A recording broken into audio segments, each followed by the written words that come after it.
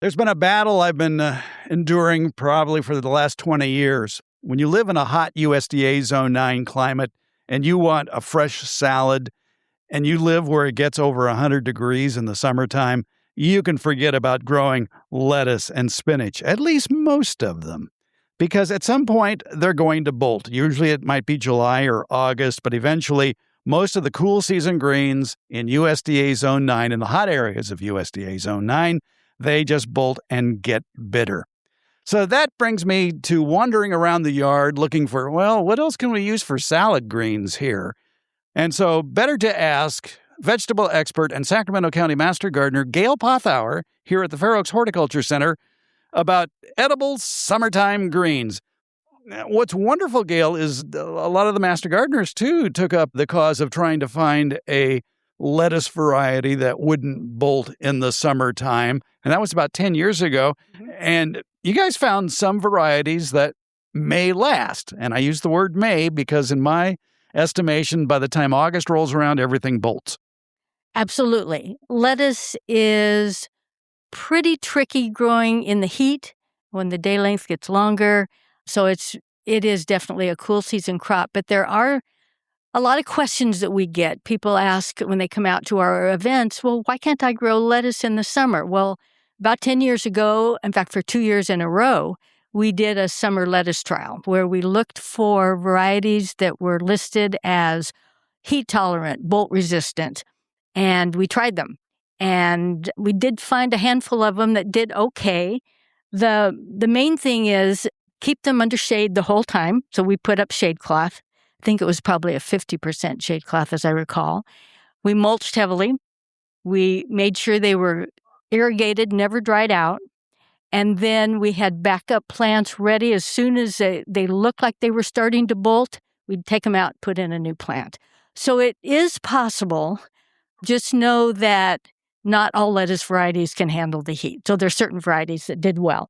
Probably the closest one I've found that almost made it through the summer was Tokyo Bacana cabbage, but it's not very cabbage-like. It's more lettuce-like. It is. It is a Chinese cabbage, but it's real soft leaves and more like lettuce. And I think on your recommendation, Fred, I tried growing it. And we did it for a couple of years, and it actually did very well. What I did, again, just like the summer lettuce trial, is I had it in shade. So at my house, I grow squash up a pallet, a wooden pallet kind of angled. And then in the shade of that pallet, I grew the Tokyo Bacana cabbage. And then out here at the Horticulture Center, the following year, we put up a PVC frame and had shade cloth over it. And the same thing, make sure it's well mulched, that it doesn't dry out. It's in shade. And if the plants look like they're getting ready to bolt, swap them out with new ones. But yeah, the Tokyo Bacana did really well. For home gardeners, if they don't want to do the shade cloth route and you want to provide some afternoon shade, you might try planting them on the north side of the house where they're going to get more shade. And I've had success there with Swiss chard growing year-round. Yeah, same here. I do have around my house on the north side, it gets maybe a little bit of morning sun, depending on the time of year in the summer. But yeah, chard does really well. So anything that needs to have, especially afternoon shade, I'll put on the north side of the house. We'll have a post to the Sacramento County Master Gardeners information about growing lettuce in warm weather. But let's talk about the ones that made the cut in that list that may be worth a try. Yeah, we found that there were half a dozen varieties that did well. And what we did was we tracked the date that they were transplanted, any comments about them, and then how many days it took for them to bolt. Well, some of them bolted in 21 days. So in 3 weeks, they bolted. But the ones that did well were Red Cross, Jericho, which, by the way, was bred, I believe, to grow in the deserts of Israel. So it does really well. Paraday, which I think is not available anymore. I've been looking for it. Nevada and Merlot, and then also year-round bronze. And then one that I'd like to add that we did not grow, it's a new one. I think it was introduced a year or so ago by Row 7 Seed, and it was developed by a breeder down in Bakersfield. Well, you can't get much hotter than Bakersfield. And he stressed it as much as he could and saved seed from maybe a couple plants out of 100. He was really picky. And I grew it the last couple years, and it's an excellent lettuce. It is very heat tolerant, never did bolt, at least not in my yard. Nice lettuce. And it's called Buck Owens. Yeah, it's called Tegan. Tegan. Teagan. Teagan. Tegan, yeah. And have you seen that commercially available? The only place I've seen it is from Row 7 Seed, and that's a seed company that was established 10 or 15 years ago by chefs. And they're working with university plant breeders and things, yeah. Are you thinking of doing this experiment again of growing heat-tolerant lettuce varieties, alleged heat-tolerant lettuce varieties? Because since 2015, 2016, it seems to have gotten a little warmer here in the summertime. It does seem like it's gotten warmer. I don't know if it's an illusion or if it's true, but boy, I'm suffering in this heat already. I suppose at some point we will try it again, especially since there are some new varieties, and Tegan is one that I would like to do out here. So it's something that we put on our list. Generally in hot summer areas, you start planting lettuce usually in August or September, and then you have a nice cool season crop. There is one warning, though, about planting lettuce seed. You probably want to start it indoors if it's August or September because of its intolerance to germinating in hot soils. Correct. The heat can cause the seed to go dormant. And one thing that I've read, I've never tried it, but they said to put the seeds in the refrigerator, and it kind of tricks it into thinking it's gone through a winter and then plant it out. So I'm going to kind of look into that. But yeah, the heat will cause lettuce seeds to go dormant, so they may have difficulty germinating. Johnny Seeds says that if you buy their pelleted seed, you don't have that problem. I don't know if that's true or not. Yeah, I've not tried growing pelleted lettuce seed. We have other things, some of the cole crops, broccoli and things like that. But yeah, it might be worth trying if in fact that would help with the germination. Because what typically happens with the pelleted seed, my understanding is they sort of pre-germinate it and then apply the clay around it. So those pelleted seeds usually last just about a year. They won't store. But if it's already sort of pre-germinated, whatever process they use, I would think that would kickstart it. All right. But other than that, starting lettuce seeds in late summer indoors is a good idea. And then you can plant it outdoors after it has germinated. Some other options from the garden for greens for your salad. One that I tried several years ago was Malabar spinach, which actually doesn't start growing till about July, and you need a pretty sturdy framework because it likes to climb. Yeah, it's a big vine. Big, thick green leaves. And they're a little on the slippery side, kind of like okra. I mean, there's several of them that are on my list of things that you can grow in the summer that can be used as a spinach substitute that tend to have that mucilaginous texture. Mucilaginous, by the way, is Latin, I believe, for booger-like. Oh, yeah, it's slimy, but yeah, I like yours. And if that doesn't bother you, go for it. But Malabar spinach is kind of like that. They're real succulent leaves that tend to be a little on the slippery side. Now, one thing I'm planting this year for the first time in my hunt for a summer green for our salads is okra. And you, with Southern roots, has a fondness for okra. Actually, I don't have Southern roots. My family's all in the South, and I have yet to develop a taste for okra because of the mucilaginous texture. However, I have heard that if you deep fry it, it's fine, and heck, everything's good deep fried, so maybe I'll give it a try. But yeah, the okra leaves are edible. They're nice flowers. Beautiful flowers. It's in the hibiscus family, so it's real big, tropical-looking flowers. But there's quite a bit on the okra plant that actually is edible besides the pods. It's a plant that grows vertically and can get, 4, 5, 6 feet tall, so you might probably want to put it in a large tomato cage. True, yeah, because it's tall and bushy. There are some shorter varieties, and there's some All-America selection varieties that we grow out here. We're not currently growing it this year because we sort of ran out of room, but okra is a really nice plant. It can handle the heat. One thing I also planted, I'm hoping it's germinating, is beets. And now this isn't the time of the year to grow beets, but I figure, if I can get greens out of it, that's really all I want. Right, or do them like microgreens. So it's kind of the same thing. You would harvest them before they set the root. And as long as you do it in the north side of your house in the shade, it should be okay because it's basically the same as chard. They're the same species, and chard can grow on the north side of your house in the shade. And you can do microgreens indoors in a sunny window. And takes about 10 or 14 days and you've got a crop. So yeah, it's really quick. Just sharpen your scissors. True. And be sure you're growing, that you plant seeds of things that are edible. One thing you did mention was that there's a master gardener here who is trying a new variety of kale that is growing in the summertime. And that sounds intriguing because kale is another one of those cool season crops that can be green or can be served raw in a salad as long as it's not ornamental kale. Right. And what I like about kale is even when it starts to bolt in the maybe late spring, early summer, it sends up these little flowers that look like broccolini, and I'll cut those off. So I kind of want it to bolt at that point. You know, I'm kind of tired of the kale, but I have these little broccolini type sprouts that were good. But yeah, you're referring to a Facebook post that was on the Master Gardener's site that one of our Master Gardeners is growing a perennial kale called Cosmic with a K. I saw a picture of it. It's a variegated kind of mint green and white, looks like, leaves. And as long as you protect it from the hot afternoon sun, you give it some shade, just like anything else that you're growing that doesn't like the heat, and keep it hydrated and mulched, it should grow through the summer. And she's given it a try this year for the first time, but it's kind of interesting. You're growing another plant here that has very dramatic green leaves, and it's one that I am not familiar with. It's from the sunflower family. It's called yacon. Yacon, correct. We are trying something new. The same master gardener who told me about the perennial kale, Cosmic, provided some tubers. She grew it last year, and from one plant, she got 32 pounds of tubers. It kind of looked like a sweet potato. It's in the sunflower family.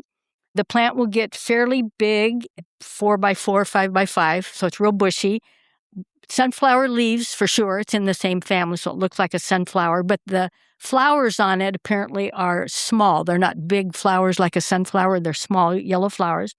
And you eat the tubers that are crispy, crunchy, juicy, slightly sweet, sort of tastes like a pear, kind of a cross between celery and pear. It's interesting. And she also gave me one of the tubers, and it is kind of refreshing. You can use it diced up in a fruit salad. You can juice it. Yeah, it's kind of interesting. Yeah, it's kind of interesting. There's a good informational sign about the yacon here. Look for that picture in today's newsletter. It talks about all its health benefits. It's high in fiber, rich in potassium, calcium, and phosphorus. It contains probiotic materials that stimulate good bacteria in the digestive system when eaten. We're talking then about the tuber, not necessarily the leaves. And you have questions about whether the leaves are edible. And I did research it because this is my first year growing yacon, and the leaves are edible. They are fuzzy. Well, think of a sunflower leaf. It's big and hairy. And if you have an issue with texture like I do, that would kind of bother me. But if you used the youngest leaves, they would be more tender and not so stiff or hairy. But I read that you can use them chopped up in a salad, or the larger leaves you can use wrap, like a lettuce wrap, that sort of thing. Still, that hairiness of the leaf would maybe bother some people, but it's an interesting flavor. Now, here at the Fair Oaks Horticulture Center, being that it's June and things are growing rapidly, you were pointing out to me that there are actually a lot of plants here that have edible greens, including this long row of beans that you have here. Right. As far as I can tell, all bean leaves are edible. So whether it's a cool season bean like a fava bean or a garbanzo bean, or what we're growing now here in the warm season, runner beans, yard-long beans, bush beans, snap beans, the leaves are all edible. And they do kind of have a little beany flavor. They're best when they're the younger leaves. I think on most things, if you're going to be eating the leaves, the younger, tender leaves are probably the best thing rather than the older, more fibrous leaves. Yeah, that makes sense. What are some other crops that you might want to consider eating the leaves of? I know you mentioned quinoa. Quinoa is grown for its grain, but we find, in fact, we grew it a number of years ago, we find that in our summer heat, it doesn't get fertilized. The pollen goes sterile, but you can eat the quinoa leaves. So I think it's something you could eat like spinach. So as I mentioned earlier, a lot of these summer greens are good spinach substitutes. What about collards? Collards, they grow in the South and they get really hot, although they're humid in the South. So I'm not exactly sure how they would do in our dry heat, but collards and kale, some of them can go into the summer. Just be sure that you keep them, as I said, well watered, mulched in a shadier area, and maybe harvest just the younger leaves. Yeah, we don't know what's going to happen this summer. They're talking about this super El Nino coming in that allegedly could raise the humidity level here in the valley from the summertime levels of normally 15 to 20% up to 40 or 50% because of the influx of storms from, I guess, the south. And also nighttime temperatures are going to be higher too. So you're talking about more humidity, warmer nights. We're going to be having problems like the East has when it comes to growing things. Well, yeah, now I'm going to know what it's like where my family lives in South Carolina. I mean, I'll be able to experience it myself here. It will be interesting to see how this affects our crops this summer. But yeah, the humidity can cause more diseases that we don't typically get here because we're dry. So more fungal diseases. Conversely, that higher humidity level may spur on some of these greens that tend to croak in August and might spur them on to a longer life. Correct. Yeah, it would be interesting to see. One of the things we're not growing out this year, but something you can eat, are the leaves on sweet potatoes. So pretty much that whole plant is edible. You eat the tubers, and then it's a big vining plant. So you have an abundance of leaves, and those leaves are definitely edible. But Don't confuse them with the regular potato, the white potato, Irish potato, whatever you want to call it, because the regular potato is in the same family as tomatoes and peppers, the Solanaceae family, eggplant as well. And because of the solanine that's in the leaves, it's toxic. So you cannot eat those. You should not eat those. Sweet potatoes are in the hibiscus? They're in the morning glory family. Yeah, morning glory family. And if you've ever seen them flower, it's definitely a morning glory. And so you can eat those leaves. I noticed the zucchini in our yard has taken off in the last week or two and is starting to envelop the area. What about those leaves? Squash leaves are edible, as are cucumber leaves. Again, it's a textural thing. They're kind of spiny, especially the squash leaves. Cucumbers, maybe not so much, but they're kind of hairy, prickly, spiny. You would want to stick with the younger leaves. Again, they're not going to be quite as prickly. Can you eat them raw? You can eat them raw. I would do the younger leaves if you're going to chop them up in a salad. If you want to cook them you can cook them like spinach, so you could use a little bit older leaf, I suppose. And in my reading on how you use these greens in the summer, the ones that have the fibrous or hairy leaves, they say when you cook them, that spines and the hairiness kind of goes away. So again, this is another kind of a spinach substitute. So if you're into spinach in the summer, there's a lot of things you can use. I went around tasting a bunch of leaves in my garden, and it's kind of vegetal, grassy, mineral forward kind of flavor. So it could be an acquired taste, but heck, if you want to use chopped up in a salad, it can add a little extra flavor and some nutrition to your mixed green salad. Smother it in dressing. Yeah. An assertive vinaigrette would probably help. That was the name of my band in high school, Assertive Vinaigrette. What about cucumber leaves? Same thing. Tender leaves, they don't seem to be quite as spiny or hairy as squash leaves, and maybe they are a little bit smaller. But the same thing, I would recommend eating the younger leaves, the more tender thing. And then all those shoots on cucumbers also can be eaten, put in a salad. I saw a post somewhere in Garden World about using the scapes of garlic, and those are edible. If you're growing hardneck garlic, they tend to send up a scape, and that's one of my favorite parts of the garlic is it sends up this hard, woody stalk that has a little bulb on the end, which would be the flower, and it kind of comes up straight, and then it curls, and then it straightens out again. And you want to get it before it straightens out again, because then it becomes real fibrous and woody. So as the scape is just coming up, like pencil thickness, I'll pop those off or cut it off chop it up, and it's a mild garlic flavor, and I've seen recipes for garlic scape pesto and things like that, but I like to just stir fry it. Yeah, it's really good. Can all onions be considered green onions? I mean, sure, there are some that are developing bulbs, but when you go to harvest those bulbing onions, can you still use the greens, or by that time are they too hard? Oh, well, I would think that if you wanted to use them as a green onion, you would use them when they're still small. The size of the bulb hasn't started to really develop yet, when it looks like a green onion. Once they start to develop that bulb, then those leaves get fibrous and really chewy. So I suppose if you cook them, I haven't tried that, but you might try cooking them and see if they soften up and are more palatable. But if I wanted to use the garlic or leek or onion greens, I would suggest doing it when they're a little younger. Let's reinforce the fact that we've talked about eggplant and mentioned that it's in the Solanaceae family. So those leaves you probably don't want to eat. Well, it's kind of a controversial thing. My feeling is, heck, if it's in the Solanaceae family, it's toxic and I don't want to eat any of them. But I have done some reading that the young leaves on tomatoes are edible.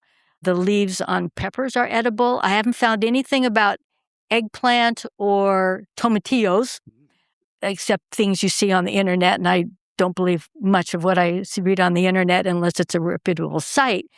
So I don't know about eggplant. I can't find anything on it.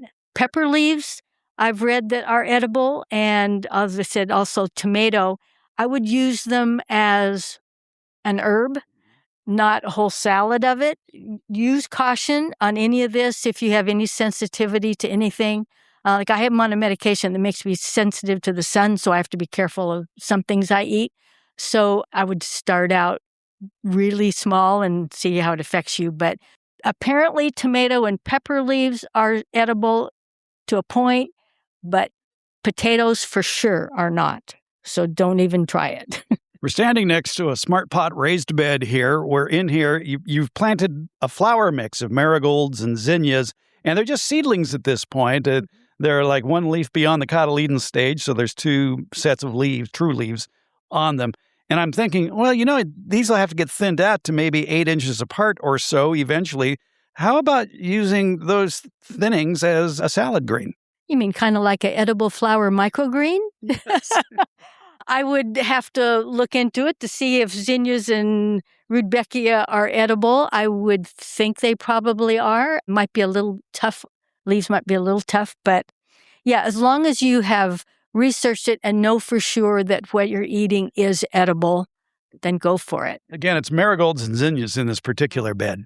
I'm growing a summer cover crop, a buckwheat. It's the one from Baker Creek, the Rosa Red. Yeah, I love that one. The common buckwheat has white flowers, and they smell like cat pee. I mean, it's really bad. Well, so do the pink ones, but the pink ones are just prettier, and so that's the one I grow. But the buckwheat, which is a warm season annual, the leaves can also be eaten. And it never occurred to me to eat the leaves of a cover crop, but it's kind of juicy, citrusy, tangy a little bit. I haven't tried it because I'm not growing buckwheat this year, so perhaps you should try it. I will. See what it tastes like. This is one of the things that I would avoid eating because, as I mentioned, I'm on a medication that makes me sensitive to the sun, and it has some property in the leaves, in the whole plant, that is called phagopyrin, I think, that can cause sensitivity to sunlight. So I would maybe try it, but not eat a lot of it just because of that issue. It's worth a try. Buckwheat. Yeah. All right. Right. There is one form of spinach that really isn't spinach, and it has long been touted as a summertime green, and that's New Zealand spinach. And I've always found that to use one of your words, mucilaginous. Mm-hmm. You mean slimy? Yeah. Slimy, Yeah, it's another one. It's similar to the Malabar spinach. It's also not a spinach. Neither Malabar nor the New Zealand spinach are spinach. They're completely different species. But it's a tender annual, kind of a couple feet tall. I think it grows like a vine. We grew it 10 years ago out here in the Hort Center. Does like the hot weather, and those thick leaves are mucilaginous. Use it as a spinach substitute. So young leaves are better if you're going to eat them raw. If you're going to use the older leaves, you can cook them in a soup or a stew. It makes them a little more tender. But that's one that loves the heat and will do well in our Central Valley weather. Is there any warm weather weeds that might be good in a salad? Oh, yeah, purslane. That's one of those weeds you absolutely cannot get rid of. It grows where there's no irrigation, where there's no mulch. Another one of those succulent leaf plants that would be on the slimy side. So there's a lot of them, I guess. I guess that must be a characteristic they need in order to survive the hot heat, is be kind of succulent. But it's a citrusy, tangy flavor. So if you're into eating your weeds, you could give that a try. It's one of those that I would maybe just put raw into a salad. What about mustard? Mustard, same thing. It's a cool season crop, but it can grow into the summer. But when it gets hot, then those leaves tend to get more mustardy, so more bitey, more spicy, more hot. And then it will want to bolt. But yeah, Mizuna is one that could probably handle the heat a little longer into the late spring, early summer. But once you get into our triple digits, maybe not so much.